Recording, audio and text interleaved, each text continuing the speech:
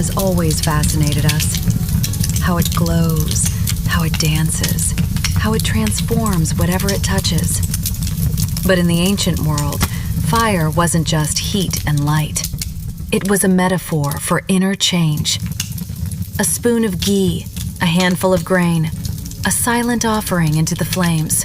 Simple gestures that symbolized something far more profound. The act of letting go. The act of surrender. The act of burning the I. And whether we know it or not, we do this every single day. Sometimes consciously, most times unconsciously. And in today's episode, Krishna takes Arjuna and us to the next layer of this mystery. After showing the outer Yajna and the Yajna of ego, he turns our gaze inward to a fire that burns every moment of our lives. The Yajna of the senses. Because the senses don't just bring information, they trigger reactions. What you see, what you hear, what you taste, what you smell, what you feel. Every stimulus can become a gateway to bondage or a gateway to liberation. Tonight, we explore verse 25 and verse 26, two of the most subtle, most transformative teachings on how to offer not just objects, but reactions, impulses, and desires into the fire of awareness. Welcome to episode 48 of Beyond the Battlefield. Today's battlefield isn't outside you. It's the one between impulse and awareness. Let's step into the fire. Before Krishna speaks of the highest yajnas, he takes Arjuna back to something ancient, older than kingdoms, older than temples, older than even the stories of gods. A fire, a simple fire, around which a community gathered. People brought whatever they had, a spoon of ghee, a fist of wheat, a pinch of flour, a small wooden stick. No one looked at the size of another's offering. No one measured devotion. No one kept score. Because the truth everyone understood was simple. It is not the amount you offer, it is the you inside the offering. And that truth hasn't changed. Only the fires around us have. And when the offering touched the flame, the fire leapt upward, dancing for a moment, as if saying, I receive your gift. Stay with this for a moment. But here's the secret, the part that history forgot. The ghee and the grain were never meant literally. They were symbols. Symbols pointing towards something we must eventually offer from the inside. Yet over centuries, people fell in love with the symbol and forgot the meaning. And so, Krishna, seeing Arjuna lost in his own ocean of confusion, reopens the meaning of Yajna with one of the most layered verses in the Gita. And with that understanding in place, Krishna finally gives Arjuna the language for something humans were already living, but not yet seeing clearly. Some yogis worship through outer offerings, Dev Yajna. Others perform the highest yajna, Brahma Yajna, by offering yajna itself into the fire of Brahman. So, outer Yajna is the ritual, the ghee, the grain. Yes, but deeper. Outer Yajna, the training ground. The ritual teaches 4 things. 1. Let go. When you release ghee into fire, you practice releasing attachment. 2. Serve without counting. People to give without comparing, without ego keeping score. 3. Shift from possessiveness to participation. You don't guard your ghee, you share it. 4. Create inner readiness. Outer ritual warms the soil so inner transformation can take root. But the rishis knew the danger. If people forget the inner meaning, the ritual becomes empty. people start believing that God actually needs ghee, grain, fire. The symbol becomes the reality. And so Krishna gently reclaims the truth. The Jnani performs the Yajna differently. He does not offer objects. He offers the one who clings to objects. He does not offer ghee. He offers greed. He does not offer grain. He offers fear. He does not offer a flower. He offers the identity that needs applause for offering the flower. So the real Yajna is burning the I? Yes. Offering the ego into the fire of awareness. In this Yajna, the offering is Brahman. The fire is Brahman. The act is Brahman. The one who offers dissolves into Brahman. This is Brahma Yajna, the Yajna of wisdom. But why does Krishna talk about both? Why not jump straight to the highest? Because both are necessary. Outer Yajna trains your habits. Inner Yajna transforms your identity. Outer Yajna disciplines your actions. Inner Yajna dissolves your attachment. Outer Yajna purifies your life.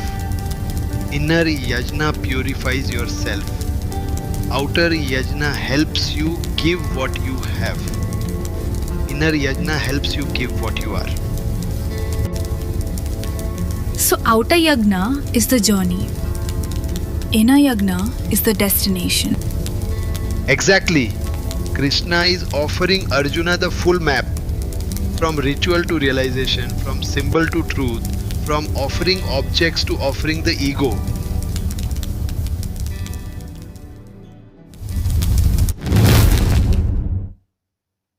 HR had organized something called the Unity Circle. It wasn't a crisis meeting. It wasn't a blame room. It wasn't politics. It was a space where leaders brought their presence, honesty, care, and clarity into a shared fire of conversation. Everyone came with something to offer, just like villagers once carried ghee and wheat to the sacred flame. Meera shared an observation about how teams were feeling overwhelmed. Not to accuse, but to help Vic see the emotional temperature. Rehana offered data, not as ammunition, but as insight, a contribution to the collective understanding. An older manager, Arvind, offered a story from 10 years ago when he faced similar structural resistance. His offering was experience, given without ego. A younger team lead offered a question, the kind of pure, curious question that can only come from a sincere heart. This was outer Yajna. Everyone bringing what they had, not perfect, not polished, but offered with sincerity. No one compared offerings. No one asked, who gave more? No one tried to shine. It was the modern equivalent of ghee, wheat, and grain placed into the shared fire of understanding. The symbolic outer Yajna was working. It was training maturity, humility, listening, and non-possessiveness. But something more profound was happening inside Vic. While people were offering their insights, their clarities, their concerns, their lessons, Vic felt a very different offering rising inside him. His inner doubter whispered, "Defend your decision. Fix the misunderstandings. Prove you're right." But deeper than that, another voice emerged. "This is not the fire to throw explanations into. Offer the ego that wants to be seen as right." And Vic realized something vital. The Unity Circle was not a threat. It was his outer Yajna, a symbolic fire to practice presence, humility, and listening. But inside him was another fire, a quieter but stronger flame. The fire that burns defensiveness, image-making, and the need for personal validation. This was inner yajna, the real offering. Outer yajna equals learning to participate without ego. Inner yajna equals offering the ego itself. And for the first time that week, Vic felt both fires working together. He listened. He didn't interrupt. He didn't try to control the room. He didn't collapse either. He simply showed up with the best offering any leader can bring: a quiet, steady I that is willing to melt. And there is the teaching of verse 25. You can offer ghee, or you can offer the one who clings to the ghee. You can offer grain, or you can offer the fear that keeps you guarded. You can offer rituals, or you can offer the ego that demands applause for doing the ritual. One yajna purifies your life, the other purifies you, and both are needed. Now Krishna takes Arjuna deeper into the yajna of the senses.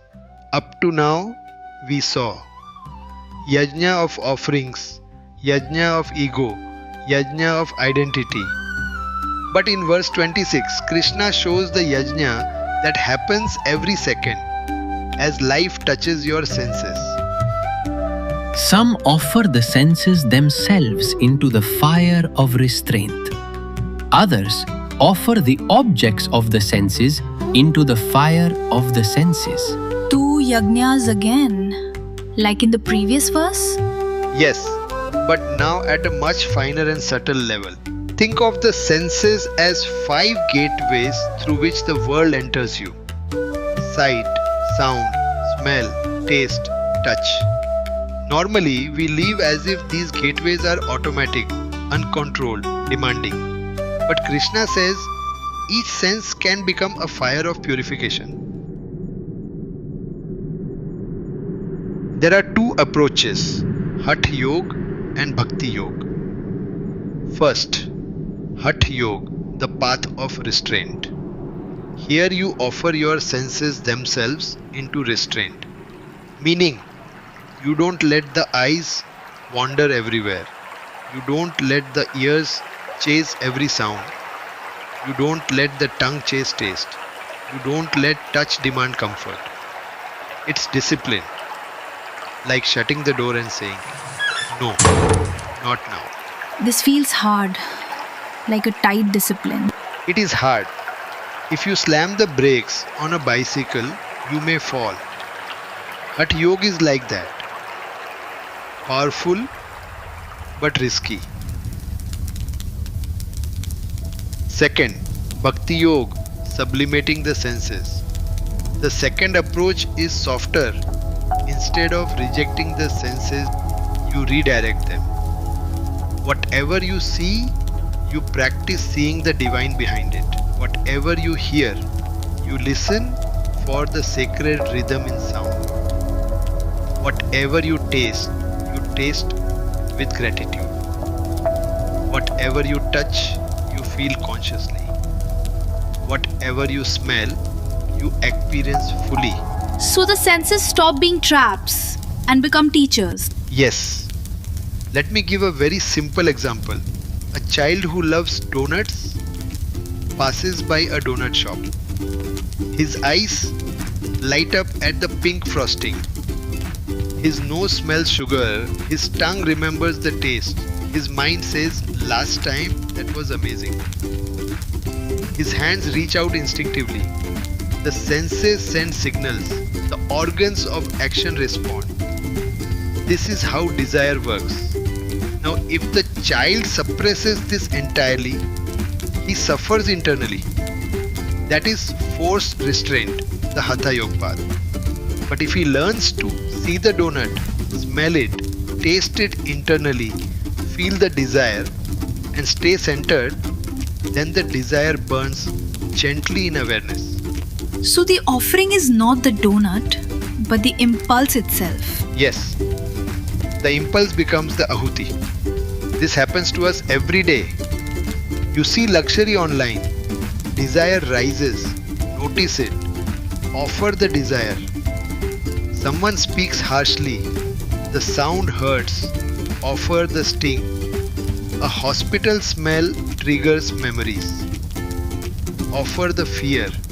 Stress leaves a bitter taste. Offer the tension. An uncomfortable space makes the body contract. Offer the contraction.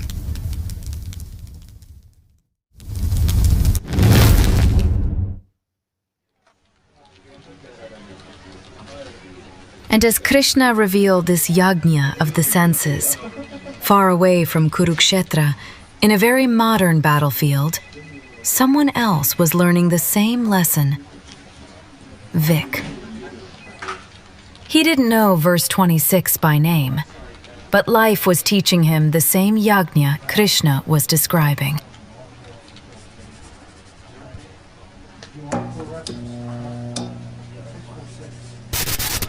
It was late afternoon. The room felt heavy, the kind of heaviness that does not come from workload, but from unspoken tension. Vic had stepped into a cross-functional alignment review, a meeting he already sensed would be difficult. And then, the senses awakened. Hearing, the first fire. Vic, we need to understand why your restructure created so many downstream escalations. The tone wasn't respectful. It wasn't gentle. It hit the ear like a spark on dry grass. Reaction rising, a sting, a tightening of the jaw, the urge to defend. Vic inhaled quietly. He let the sting rise and offered it into awareness before it became words. The ears became a yajna. Now, sight, the second fire. A slide appeared on screen. A large red box highlighted his key decision with the caption, "Structural vulnerability introduced here." That image felt like a verdict. Reaction rising, heat in the chest, embarrassment, irritation, a pinch of self-doubt. He saw the slide fully, no denial, no collapse, and let the visual trigger melt in the fire of restraint. The eyes became a yajna. Next, smell, the third fire. A burnt smell of stale coffee drifted in. It carried exhaustion. He hadn't eaten lunch. He hadn't rested. Reaction rising. Fatigue, irritation, mental fog. He noticed the smell, noticed the pull toward frustration, and allowed it to dissolve gently. The nose became a yajna. Then comes taste, the fourth fire. Stress climbed up as a metallic taste spread across his tongue. Reaction rising, a surge of anxiety, the body's quiet alarm. He recognized the taste as emotion, not prophecy. He let it pass through awareness like smoke rising from incense. The tongue became a yajna. And finally, touch, the fifth fire. His palms were warm. The fingers trembled slightly. His heartbeat thudded, not violently, but insistently. Reaction rising, fight-flight impulse, urge to react, urge to regain control. He placed his hands together gently, felt the warmth, felt the tremor, offered the sensation into inner stillness. The skin became a yajna. And in those few minutes, Vic unknowingly performed both yajnas Krishna described. Path 1, Hatha Yoga, restraint. He restrained impulses, letting reactions burn in awareness instead of turning into words or actions. Path 2, Bhakti Yoga, sublimation. He allowed each sensory experience to be seen, heard, tasted, felt, without attachment or avoidance. He didn't suppress the senses. He didn't indulge them. He offered them. A quiet strength emerged inside him. Not the strength of dominance, but the strength of presence. He was in a meeting, but also in a yajna. This is exactly what Krishna means. You don't need a sacred fire for this yajna. You only need the space between one impulse and your next reaction. If you can see, hear, smell, taste, touch with awareness instead of attachment, you've already begun burning the inner noise that clouds your clarity. That is the yajna of the senses. And sometimes, that yajna happens in the middle of a meeting with fluorescent lights and burnt coffee in the air. It begins with a flame outside you in a simple ritual where ghee melts and grain disappears. But as Krishna reveals, the real yajna is the flame within. When you offer a reaction instead of expressing it, that is yajna. When you offer desire instead of chasing it, that is yajna. When you offer fear instead of hiding it, that is yajna. Your senses become doorways, your awareness becomes the altar, and every moment of your life becomes a chance to burn a little noise and uncover a little clarity. And as we saw in Vic's experience today, even a meeting room with bright screens and burnt coffee in the air can become a temple when you bring awareness to what is happening inside you. In the next episode, we continue this journey into the inner fire. Krishna's teaching on prana, control, and the deeper yajnas that shape your leadership and your life. Until then, keep noticing, keep offering, keep refining. You are the altar, you are the offering, and you are the one who watches the flame. Thank you for listening to Beyond the Battlefield. If this episode touched you, please share it, subscribe, and write to us at beyondthebattlefield@outlook.in.